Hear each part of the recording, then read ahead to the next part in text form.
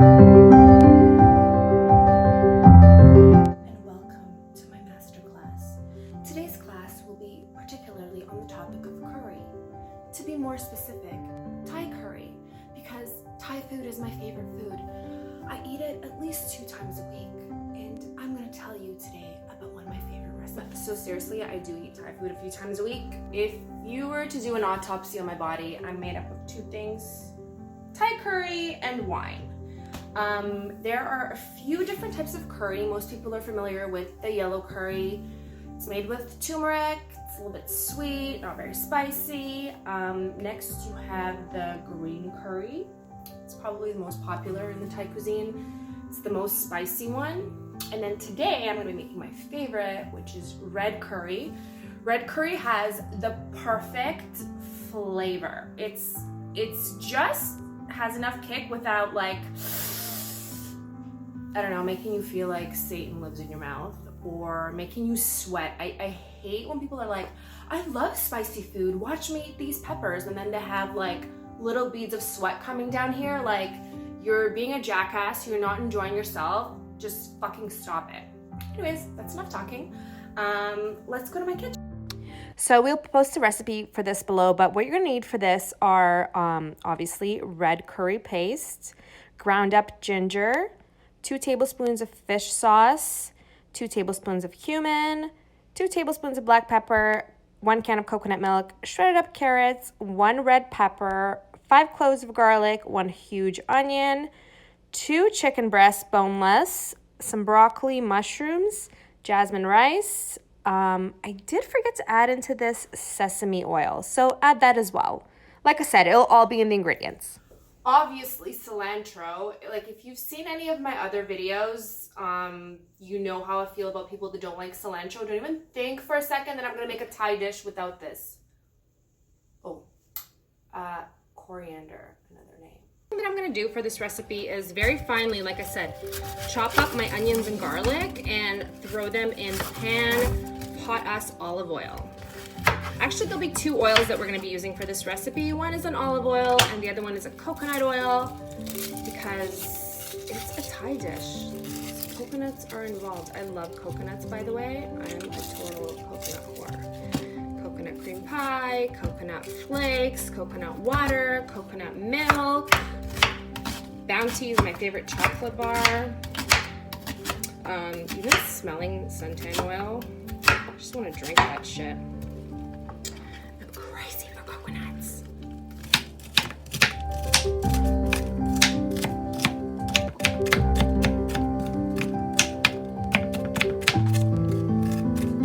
Oh my god!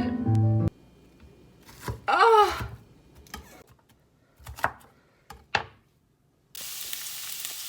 Okay, so now that you've chopped up your onions and your garlic, you're going to throw them in a pan and add 2 tablespoons of black pepper. Sorry, correction, 2 teaspoons. Measurements are obviously not my forte.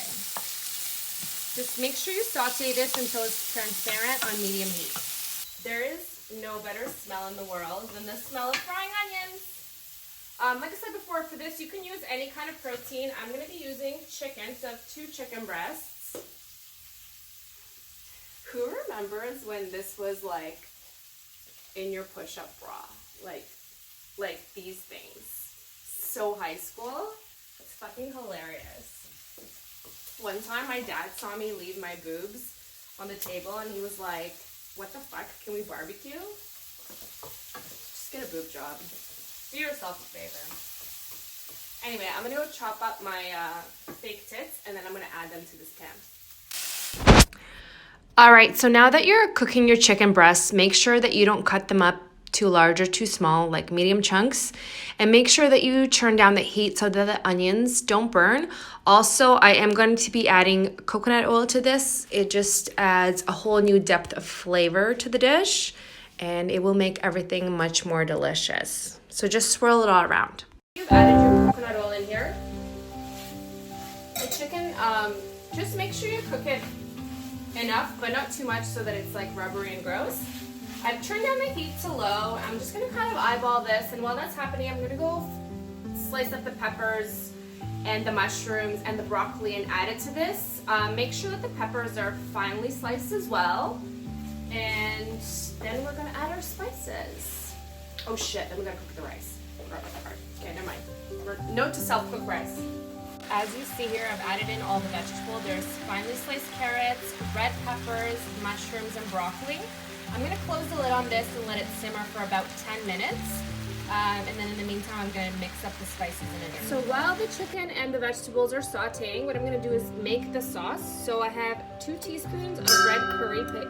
Whoa, interesting. I'm gonna put that in a bowl. Looks like this. Then I'm going to add 2 tablespoons of fish sauce, which smells so disgusting, but it will taste good. Then we have 2 tablespoons of cumin, or however you say that. It's up to you.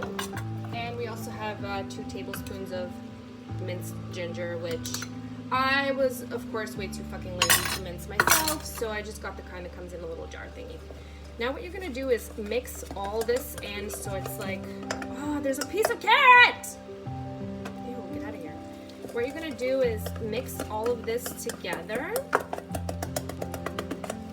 And of course I forgot one fucking thing in the ingredient list. You need to add sesame oil to this. Duh. Hold on a second. Sesame oil is really strong in flavor. And it's barely coming out of this thing, so I don't know, like 2-ish tablespoons. Just eyeball it, like everything else in life. So we're gonna mix this paste. And then this is gonna go into the vegetables and the chicken. And then the coconut milk is gonna make its grand appearance. Everything is gonna saute. Oh shit, I keep forgetting the rice, okay. I should put a pot to boil right now, but what else? This is the consistency of the mixture. So full of flavor. Once you've mixed all of the spices, just throw them into your skillet. All right, so now that this is all done, the chicken is cooked, the vegetables are soft, you're gonna turn it down to the very minimum heat. And then you're gonna take a can of coconut milk, which you should always shake. Whatever, I shook it and opened it. And then you're gonna slowly pour this in. This is where the magic happens. And then mix it all together. Cover it and let it simmer for about like 2 minutes, not too long, just enough so that all the flavors mix together. And in the meantime, I am gonna go cook that rice.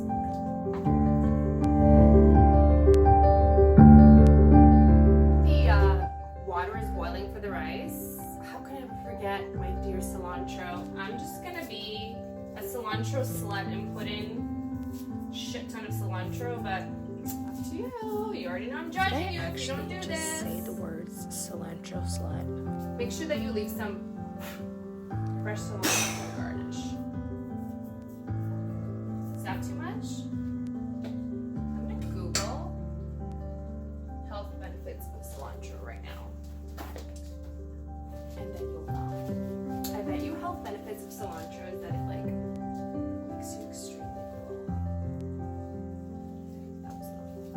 Health benefits of coriander, aka cilantro, may help lower blood sugar, rich in immune-boosting antioxidants, may benefit heart health, may protect brain health, obviously, genius here.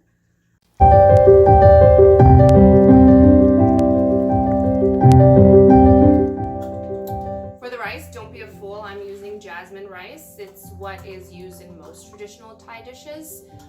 I guess if you're really desperate, you can use like regular rice, but this is really what makes the recipe what it is. So try to get jasmine rice. I have 2 cups of water boiling.